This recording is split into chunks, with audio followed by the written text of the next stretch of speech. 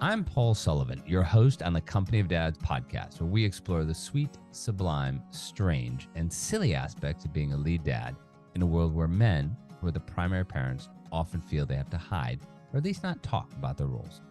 One thing I know from personal experience is being a lead dad is not a traditional role for men, whether you work full-time, part-time, or devote all your time to your family. Parenting is so often left to mothers or paid caregivers.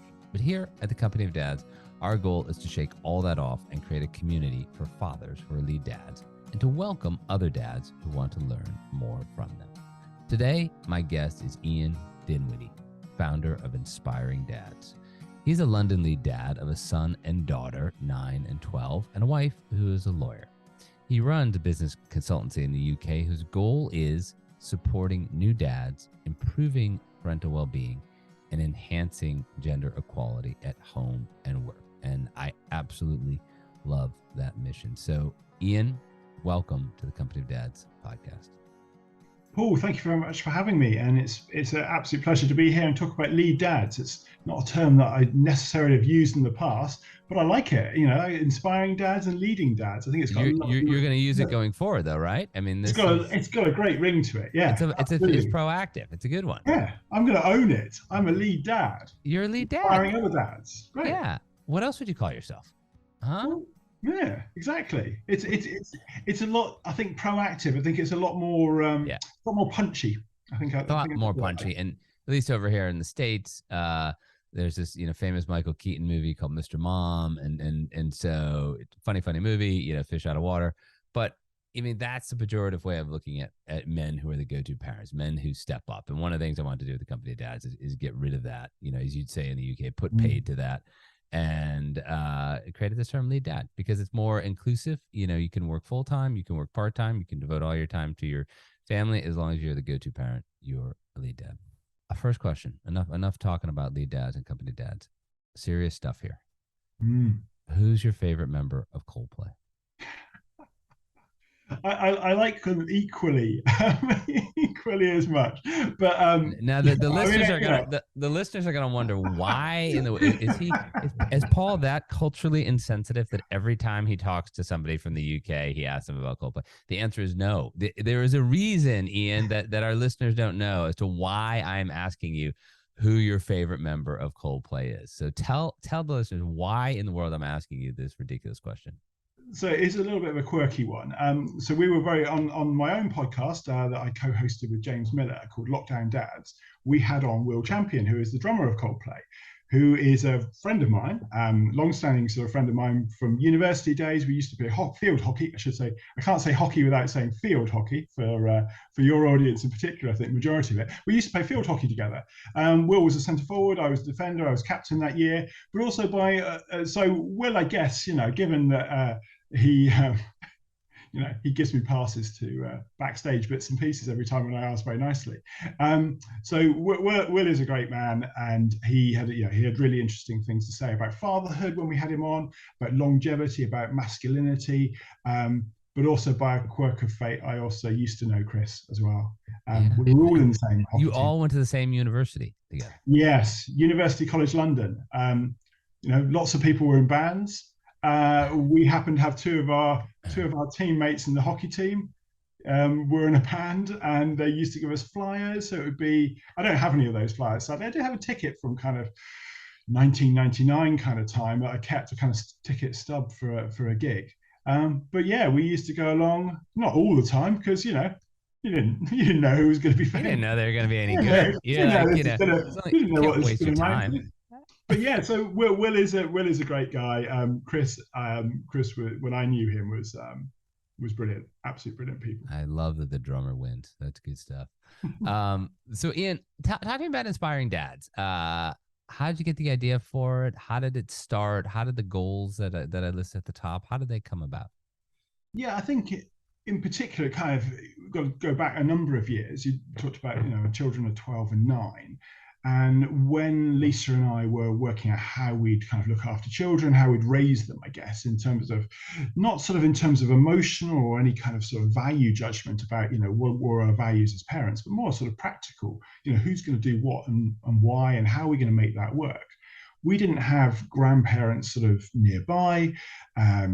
And my wife was a lawyer, still is a lawyer. I was working as a management consultant, which I wasn't working for one of the big players. It was very niche, very enjoyable. I really enjoyed the work we did. We did a lot of operational change in food manufacturing. I worked in chocolate factories and things like that. Got a bit of a sweet tooth, so it was absolutely fantastic. This is like Charlie and the Chocolate Factory stuff. I like this. So I actually have a nickname, which is Gus, and it's short for Augustus Gloop from Charlie and the Chocolate Factory, which a colleague of mine, Bob, who still runs the company still, and he gave it to me after a very enjoyable 2 weeks in the chocolate factory. Not good for the waistline, I can assure you. But we were trying to work out how we're going to make this work. And actually, for practical reasons, financial reasons, Lisa earned more than I did at the time.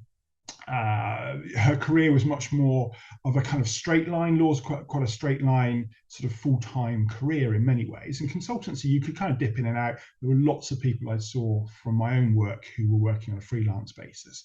So it became the obvious way of kind of constructing our life that I would take a step back from full-time employment. And so when Freya was born, I went to 4 days a week.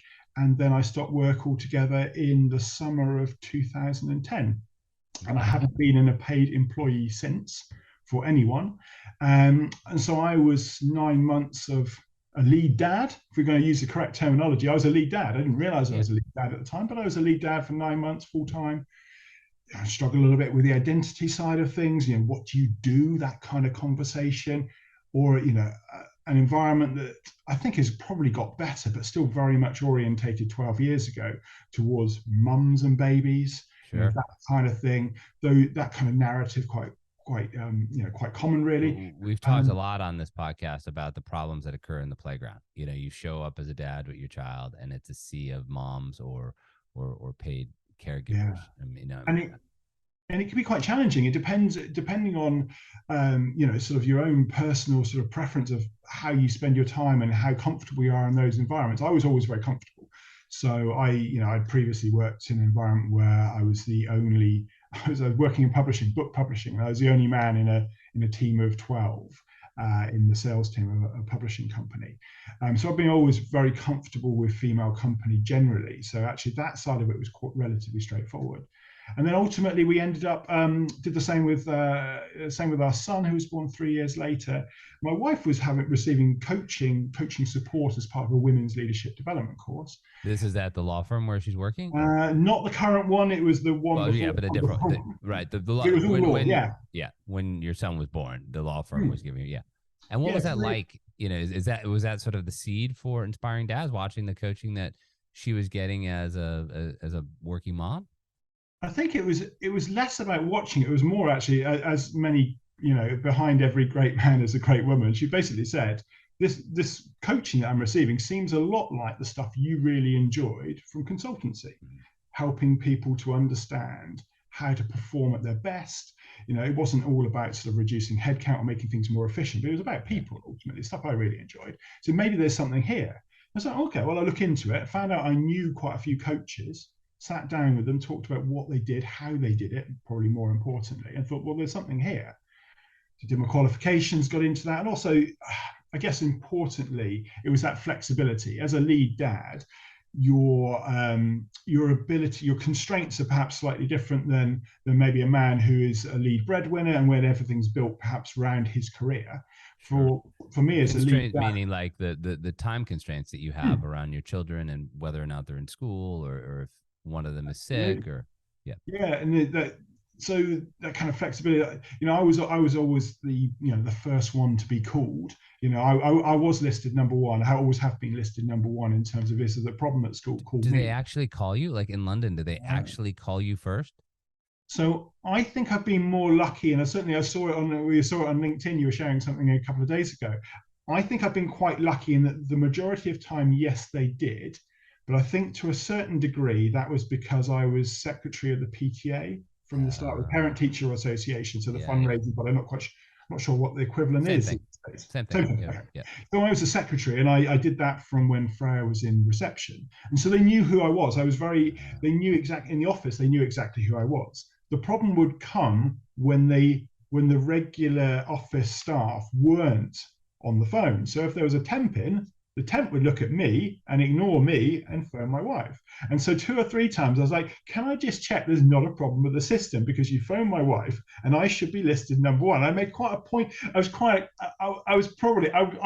nice mostly, but it's like, I want to make sure that it's not a mistake and that things are running smoothly how they should do. And they were like, oh no, we're really sorry, you are listed first. It's like, okay, then I should be called first. This is reassuring, because this is an ongoing problem in the States where you could have, I could be listed first, then my dad could be listed, then 14 babysitters could be listed, and then they'll find my wife. We could bury her in there somewhere, and they will find her and call her, and she's like, I'm listed 17th on this. Why are you calling me? Like, I'm sorry, you're the mom. And this is an ongoing battle in the States. It's nuts when we think about, gender equality and opportunities, is that we have to see, I think we have to see parents of, whatever gender they are, as being equally capable of looking after their children. I mean, when we look at a man's name it's being pre-decided in that family that they're first, and we decide they're not responsible enough, then what do we say about men generally in caregiving? I think it's really, I think every time any man comes up against it, we should always challenge it. Try and challenge it nicely, obviously, but you should always challenge it, because it's so damaging for this kind of, this idea that men are sort of hapless, that kind of, talk about Michael Keaton's kind of hapless or Homer Simpson, hapless parents. We've got to break that cycle, because that's how I think we all get ahead. So the time constraints we're talking about, weren't we, Paul, in terms of, needed to be there for pick up and drop offs. School, nursery's great because it's 8 till 6, I think it was. And then school hours are compressed, so it's 9 till 3. So having flexibility of my own time frame was really, really important. And coaching seemed to deliver that. Got really into it, discovered that actually what I really enjoyed was working with other men who perhaps didn't have the headspace to kind of consider the challenges of being pulled in different directions, trying to be a great dad, trying to be a perfect partner, making sure they're performing at work, and maybe at the bottom, fitting around a bit of time for themselves as well. Kind of classic working mum challenges as well, really, but starting to see probably a generational shift in what men felt about these potentially conflicting roles of caregiving and breadwinning, and how to make it all work. And really, really enjoyed, working with men to kind of have this conversation, to hold the space so that they could talk about the challenges they were facing, and maybe hopefully come up with some solutions that work for them, so that ultimately they could, be a great dad, but still have that great career, or have a different version of that great career. I mean, certainly from my perspective, I'm much happier working now on the business and within the business as a coach than I ever was as a management consultant. So, objectively, possibly it certainly paid more in the old days, but much more satisfying now. So making it work for men. There's something to really unpack there, and how, men who want to take on a role, and again, they could be lead dads, and you can work full time and be a lead dad, but they want to take on more of a role as a parent. It is 2022 when we're talking, but at least here in the States, there've been a lot of issues around companies not being receptive to that idea, that if the man raises his hand and says, I want to take some time off and parental leave maybe, but also, whatever, my child is 7, 9, 14, 20, I need to do something with my son or daughter.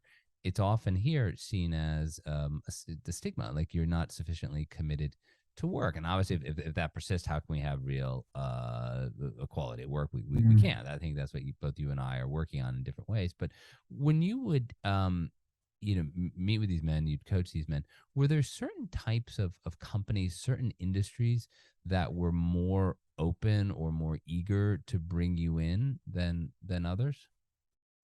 I think it's a really complicated question, because on a level, if we think about sort of parental leave and the length of time that a man can access when they have a new child, sometime usually in the first year.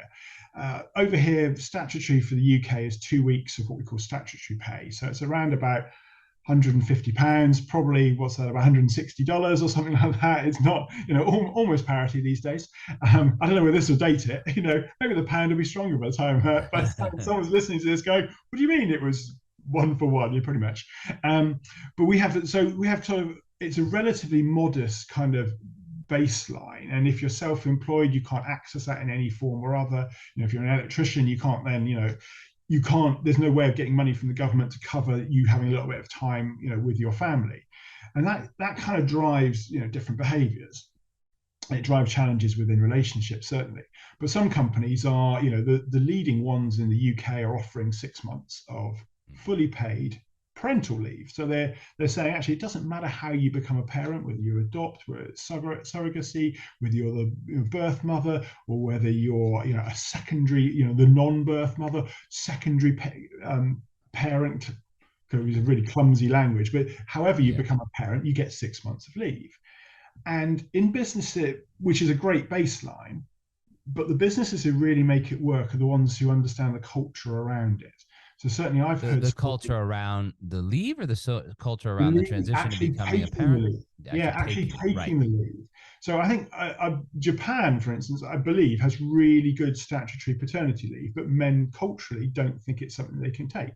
I've certainly heard of big sort of financial institutions where the sense is that men are encouraged to take the leave because it's a KPI.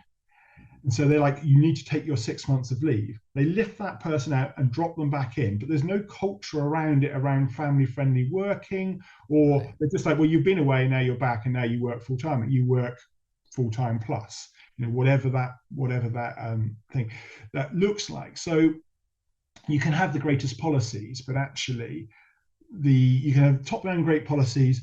But what tends to happen, one of the struggles, if I do come across struggles with the individuals within an organization, it's about the filter from middle management. And so your line manager, what are your line manager's views about you taking leave? Are they going to sort of punish you in some way? Do they believe in it? What's the narrative that, that they hold for their own, themselves? Are they of a generation perhaps a little bit older where, if they're a heterosexual relationship, their wife looked after the 3 kids, they went to work, they were fully committed. That's what they think is normal. And so this is the anchoring. Yeah, I mean, this is the anchoring bias that so many managers have. Like, they did it one way, and so therefore others should do it the same way. And it's interesting you said middle managers, because that's really my focus at the company of dads. Because my belief is, when you get up to the C-suite, it takes a lot for you to think objectively about a different path there. You think of all the things you did, and you look and like, I did this. And it was 20 years ago when you started on that path, a different world. But, I was actually at a conference yesterday, sponsored by this company, CharterWorks. It's really doing a lot in the States with the future of work. And one of the speakers was talking that it's, the target is middle managers and emerging leaders, because if you don't change their mindset, you can't really, change the culture of the workplace. And so with Inspiring Dads, I mean, is it catch as catch can, and you happen to get good managers who understand this, or are companies bringing you in and saying, look, Ian, we need you to work with this middle manager, because if you can get him up to speed, it's going to help all of these, direct reports that he has? Yeah, so I do quite a lot of associate work where sometimes I'll come in, I'll just coach the individual dad, and then there's certainly one organisation I work with where all of the managers are coached by the same person. So they deliberately work with the managers who have people who are taking leave, and so you work in these 2 different directions. And sometimes I get to have that relationship as well. So I'll have an hour-long session with the manager, talk about, what are they worried about in terms of, in terms of this person sort of stepping away from the workplace for a while. What are they worried about in terms of, often they're worried about, do I know enough about the pressures they're going to face for me to be able to support them, rather than necessarily, I'm worried that I'm losing a person. And I think that kind of circles back around onto the culture aspect of it. Is, I mean, that's pretty interesting that they're worried about that is really interesting. They're sort of admitting, like, okay, maybe that person's experience was not my experience, but how, we are in 2022. How do I, treat it differently? Exactly. And I think, and when you see that, it's because the businesses have started to normalize, essentially normalizing. It doesn't matter who you are, you're both entitled to leave and you're also going to take it. And Yeah. we're also going to see this as a positive. Certainly, a lot of businesses, I think it's driven by a desire to improve gender equality. And when you have men taking leave, as well as women taking leave when they become parents, then you start to change the narrative and actually say anyone can be a parent, anyone can take leave, anyone can progress. And these things start to join up and it becomes a much more, a much healthier probably environment for men and women. Women, we get choices. And I think, for in many relationships, really, we want to fit. I think we probably want to feel like we have a choice as to how to do things that works for us in our relationship. Yeah, I mean, this reminds me of a study that you sent me that you and I were talking about from the UK's Behavioral Insights team, and it was all about the perceptions and reality among men taking time off. I just called it up here because there was this line that really stood out, and it says here, quote, "Simply telling men that their peers support parental leave and flexible working increases their intention to share care." And that sounds really easy. And I think there's a stat in there, like, when guys don't know, they think, oh, 60% or so would support this. And when they actually are open about it, that number jumps to, almost 100%. It sounds really easy. Why aren't more companies, doing this? This seems like a quick fix that doesn't cost any money. It's really just, messaging something. Yeah, talk to people and find out what they actually believe. I think Crazy idea. yeah, I know.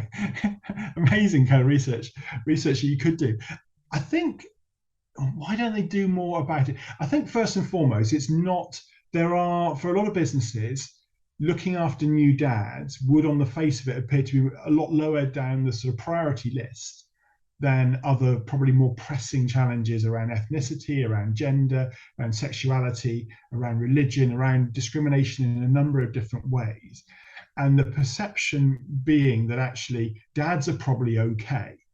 Now, I would say there's intersectionality there. And actually, when we think about, say, 80% of men will become a dad at some stage, I think it then becomes, certainly when you think about new dads, it becomes an opportunity for men to feel like DE&I, the diversity and inclusion initiatives, are for them as well. And often businesses struggle to get men to get involved in things around gender equality because they're like, gender equality, it's not for me. Now, if we can make looking after dads, everyone's like, oh yeah, I would have loved to have taken some leave. That's a conversation you have all the time. But I wasn't allowed, work wouldn't have supported that, whatever it might be. If you can make taking leave, if you can make fatherhood part of the bigger conversation about diversity and inclusion, you start to spread the net a lot wider in terms of people who go, actually, there's something in it for me. Actually, I understand this because I now see it as through the filter of, I see some of the challenges that other groups have through the filter of my own experiences. And it starts to be levers that we can pull to make the world a better place, I think. And I think about this, the way you just frame that is excellent, because if a company in the UK gives a mom 6 months off maternity leave and she takes it, like you said, though, you kind of come back, it's like you're reading the 500-page book and you've just skipped 40 pages when you returned. And right, but if the father is also encouraged, almost compelled to take that 6 months off as well, he just has a shared experience. He has a shared experience with the mom at work, and he's going to have to return and say, I never knew it was this hard to do this, or I've missed the past 40 pages of this great novel I've been reading. What's going on? Is that something that, does that whole ring true to you? Yeah, I think it builds empathy without doubt. I think there's a little bit of a challenge in terms of kind of the, what comes first, sort of chicken and egg, is that men who are already interested in sharing care more equally at home are more likely to take leave. And right. Is that what drives a lot of it? I think we're moving, certainly in the businesses who have been doing it for a while in the UK, Aviva being a really good example, where almost, I think it's something that I think every man who's entitled to leave in the last 4 years has taken it, and the average is, they can take up to 6 months, but the average is about 4 months, I think, overall. Wow. And then it becomes so ingrained in the culture that it's just something you do. You certainly build empathy internally, and also what you also find is that we kind of assume that.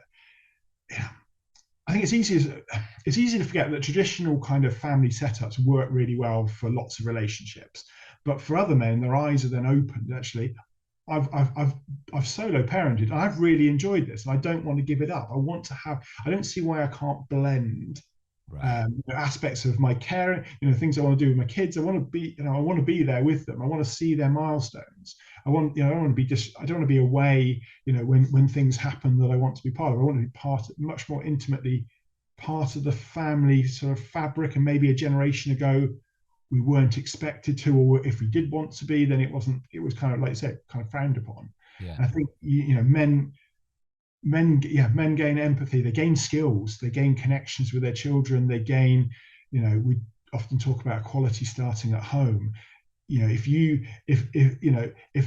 your partner, if you've got a female partner and she doesn't feel like she can trust you to look after the children if she's away on a work trip, then it's going to hold her back, and she won't be able to give her all at work. And if you're a dual income couple, you're probably going to need both of you to be fulfilling your potential. Certainly in a world where we've got lots of relationships have got two well paid or well educated people within the relationship, and we want everyone to thrive. And one of the ways we thrive is for men to have and develop those skills, those solo parenting skills that you and I are privileged to have, I think, and I certainly feel that way as a lead dad, privileged to have these skills, but also it unlocks potential, certainly in relationships as well. Potential is the best way to put it. I talk a lot about that at the Company of Dads, the whole family fulfilling its potential, but it also allows, hopefully, the start of putting an end to that stereotype of the bumbling father. The father comes in and doesn't know anything. And we like to say that, Michael Keaton may have been Mr. Mom, but he did go on to become Batman later on. So he did kind of get it together. Talking about, you've been doing this great work for quite some time. What have you seen change, from the pre-pandemic days when you're doing it, obviously whatever was going on for you in lockdown, and now how at least, the companies you're working, I know most of them are in the UK, but I don't want to name names without you naming them, but I know one that we talked about on Background, isn't it really an international company?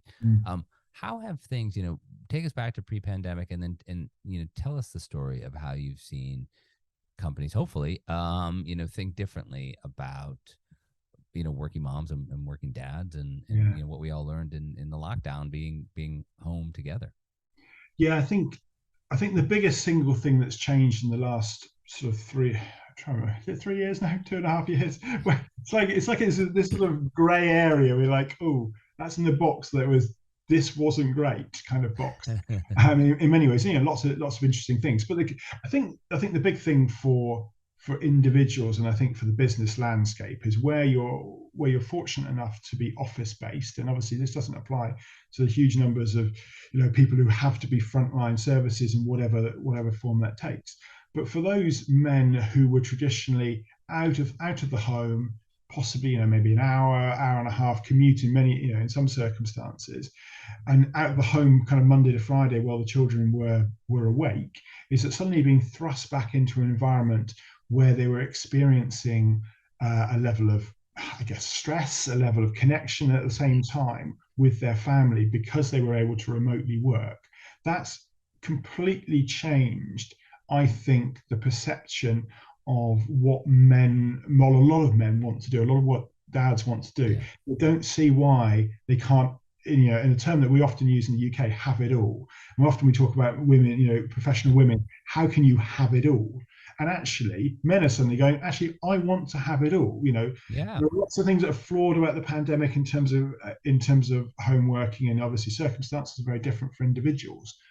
But building the connection and not having to spend time, almost dead time, commute can be really good. And my wife certainly, she would sit normally on this side of me. Right, she's not here today, which is why I'm allowed to be in the office. So she's in the office 2 days a week. She really enjoys the transition from home to the office and doing things and being in a different place, seeing people moving around, being out, not being at home all the time. I think you find lots of people don't want to be at home all the time, but they also don't want to be in the office. And I think the big thing from the pandemic is we've proved that for a lot of jobs, they can be done remotely. It may not be possible to do them in a completely kind of flexible way. There's so many different versions of what that looks like, but we've made it look like we've made it realize that it's entirely possible when we had to. This idea, and also it means that that kind of stereotypical idea that if you were working from home, in inverted commas, for those people those people listening in, I'm doing the inverted commas, working from home, you were in some way slacking. Yes. And for men, and for men in a lot of environments, seen as a slacker is probably the single worst thing that you can do for your career progression. Now, working from home is just what we do. And we get to see the kids more. We get to be more connected when we can do a drop off or pick up at school. We can be there when the school bus runs late, whatever it might be, we can be there. Yeah. And the worst thing about that is, Zoom and Microsoft Teams or whatever you're using, they don't allow us to be slackers because, the good old days, you'd be on a conference call, you'd have it on mute, you'd be, doing whatever you were doing. And now people are looking at you. So you have to be engaged. You have to be paying attention. Well, has this changed? Have you noticed that the companies that engage you, are they thinking differently in the past, I don't know how long it is in the UK, but, 9 months to a year where people are starting to return to office at least part of the time and how they think about, helping parents? I think a lot of people who previously thought that it was just symptomatic, and working from home was symptomatic of, let's say slacking in some way, of not being committed, have realized actually they quite enjoy it as well. And so you've got this kind of, I think it's probably at the moment a healthy tension within the UK as business is starting to think towards, actually, are we going to have less office space? How much do we want people to be in? There's I see a lot of conversations on LinkedIn about saying, well, that's not flexible working if you have to be in on particular days. But actually, it's a hybrid model that actually quite a lot of people quite like. And some people will be flexible within that model. There's, it can be challenging when you need to collaborate on things in a kind of real time way to be fully flexible. I think if you'd spoken to me about a year ago, Paul, I think I would have been thinking it's kind of on a cusp. I don't know which way this will go in terms of the kind of work from home movement.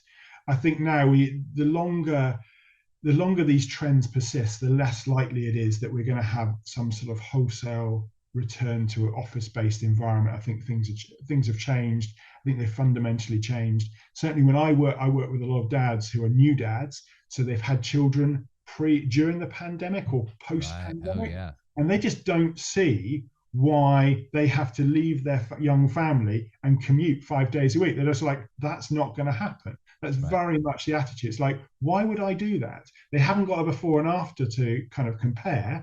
So they haven't got this is how it always was when I had children. Therefore, I've got some sort of muscle memory as to how we did things. They're like, I have a young child. My wife goes to work as well. I do. So 2 days a week, I do the drop-offs, and then she does the pickups on these days, and we make it work. And far be, watch out if you're a business trying to enforce and trying to change that, because men in my experience are like going to push back. And so and this is what it's energized. They're energized, but also, the companies that are missing the boat, and there are a couple here, Elon Musk has famously said everyone has to, David Solomon, who runs Goldman Sachs, wants people in the office, and I don't know about Tesla, but I do know from Goldman Sachs, they're shedding a lot of their highest performing employees who said, I don't want to do this anymore. Wait, I don't have to do this anymore. And, I have a lot of other skills, and somebody would love to hire me from Goldman Sachs to go work for, and I've done a couple podcasts with people, and it's amazing to me because I just don't, the 5-day work week in the office, I just don't see, why I would come in. But at the same time, I've talked to a couple law firms, and what you were sort of alluding to is this decision to have a day a week. Let's say you ask employees to come in 2 or 3 days a week, but there is one day where, unless something horrible is happening, you have to be there so the whole team can collaborate, and obviously really collaborate, not all sit next to each other on Zoom calls. And that to me seems like a fair compromise because, I don't want to the flip side of this is people who say, well, I'm never ever going to go back and work from the office. I want a flexible work schedule. Well, that of course is inflexible. If you're going to say that is very inflexible. Right, it's a trade-off between business desires and the employee desires, and somewhere in the middle is a happy medium that probably works for a lot of people. Yeah, I think that's where we're going, certainly. Ian Dinwiddy, founder of Inspiring Dads. Thank you so much for being my guest today on the Company of Dads podcast. I've thoroughly enjoyed our conversation. Paul, it's an absolute pleasure to be here, and thank you for inviting me.